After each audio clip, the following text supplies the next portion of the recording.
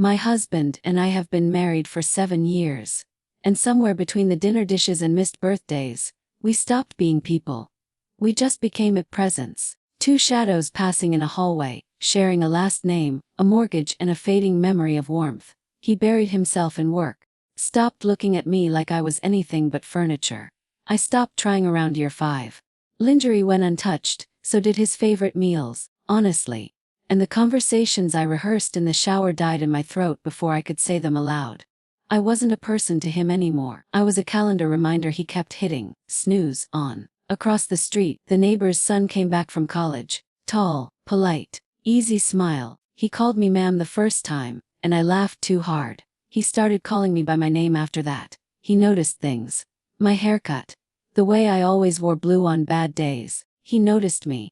One night, our anniversary, I lit candles and cooked like I used to. Put on a dress I hadn't worn in years. He texted an hour after he was supposed to be home. Stuck at work.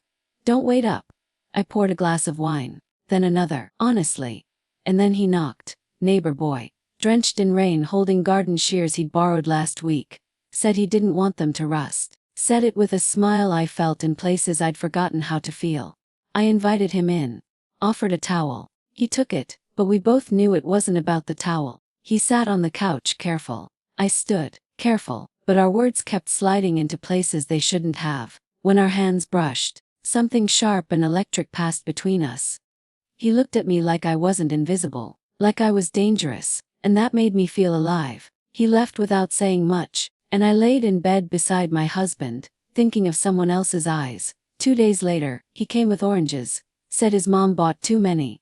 We laughed about nothing. He said I had a real laugh, rare and full, and I forgot how compliments could feel like confessions. I started checking the window more often. It spiraled after that. 1 kiss turned into 2. 2 into a habit into a secret that tasted better than truth. I told myself I was surviving loneliness, that it was temporary, but secrets don't stay small. They grow teeth. He started texting too much, calling too late, getting possessive. What once felt like freedom began to feel like surveillance, honestly. And then, the crash I'd been waiting for. My husband came home early. The boy was in the guest bathroom. I was in the kitchen pretending I wasn't unraveling. And my husband walked past the truth in sneakers and a damp collar, kissed me like everything was normal. That night, I didn't sleep. I stared at the ceiling like it owed me answers. The next morning, there was a note on the doorstep. His handwriting. I want you. All of you. No more hiding. It didn't read like love, it read like warning. I told him it was over. He didn't listen. Said I belonged to him. I said I never did, but least lies leave echoes. My husband started noticing. The way I flinched at phone calls. How I stared too long at silence. He didn't accuse me. He watched me unravel. 2 days later he found proof, footage. The doorbell cam I didn't know existed. He didn't yell. He just walked out with his car keys and the weight of betrayal sitting on his shoulders. The boy came back. Said it was perfect now. That we could be together. I looked at him and saw it all. He wasn't a man. Just a boy in a costume, chasing a fantasy I was never meant to wear. I told him to leave. He did. But the damage was done. My husband told the neighbors. The whispers followed. Divorce papers landed with a thud. I signed. Didn't ask for anything but silence. The boy left for college again. I thought it was over. Until a letter came. Said he still dreamt of me. Said no one would ever make him feel the same. I burned it. Watched the paper curl into black in the same sink I used to wash wine glasses. Now I sit by the window, watching the street that never changes, wondering when exactly I disappeared from my own life. I wanted to feel wanted, but all I found was wreckage. Desire without direction is a wildfire, and I mistook the warmth for love. Now all I have is the quiet that followed, and the memory of a kiss that cost me everything. Time doesn't heal. It just dulls the edges until you forget where it hurt.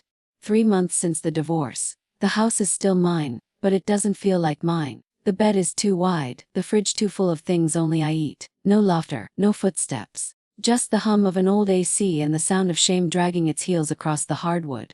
People still whisper. Some louder than others.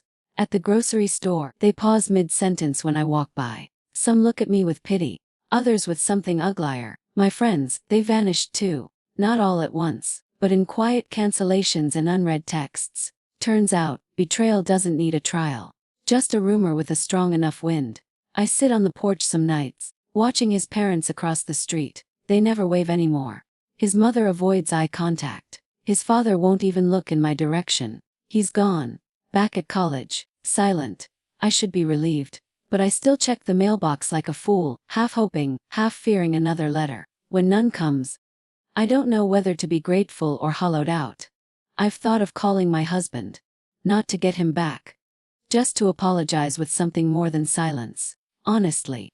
But I wouldn't know where to start. Sorry I set fire to the life we built. Sorry I needed someone to look at me like I was real. He wouldn't answer anyway, and I wouldn't blame him. I started therapy. My therapist asks me questions like, when did you first feel invisible? What were you hoping to find in him? And the one that hit hardest. What did you lose, besides your marriage? And I told her the truth myself. I lost the woman I used to be. The one who smiled with both eyes, who danced in the kitchen on Sunday mornings, who believed in second chances and quiet mornings with coffee and love that didn't need fire to feel warm. I became a ghost in my own story. And that boy. He didn't save me. He just saw me when I couldn't. And for a while, that was enough. The worst part isn't the ending. It's the memory of the middle. The way my heart raced at the sound of a knock. The way I lit candles just for myself. The way I felt alive. I chase that feeling sometimes. In books, in music, in wine I shouldn't be drinking alone. But nothing fills that void.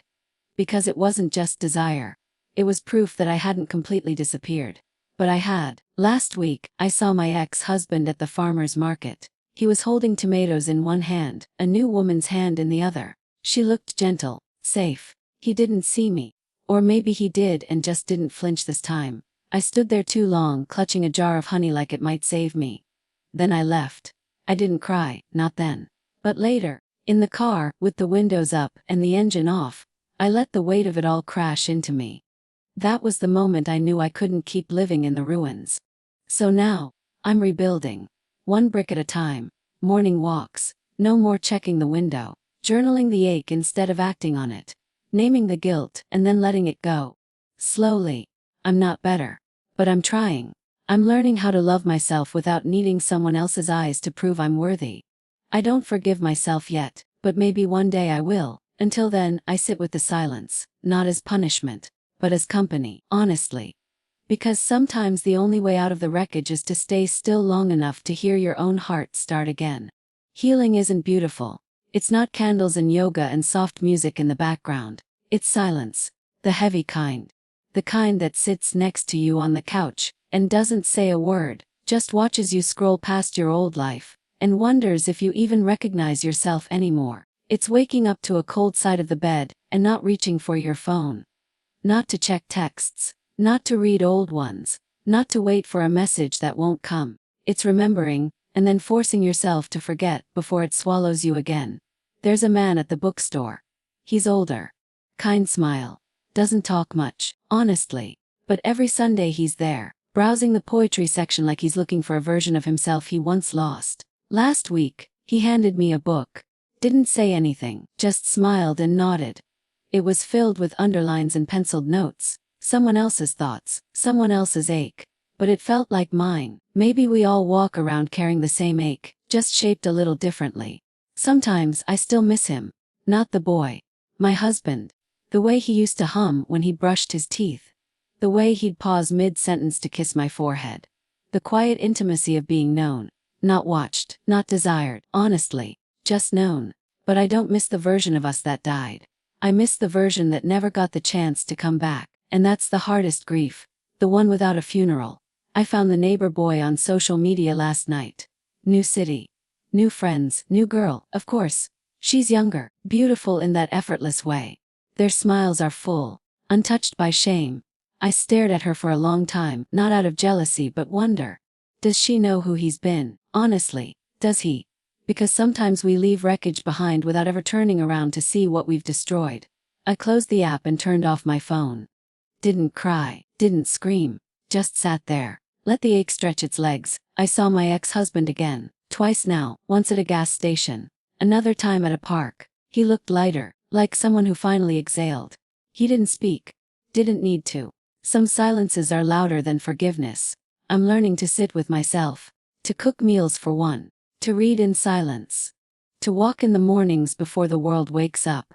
It's strange how long it takes to feel like you belong in your own life again. Like you're not just trespassing in the space you once called home.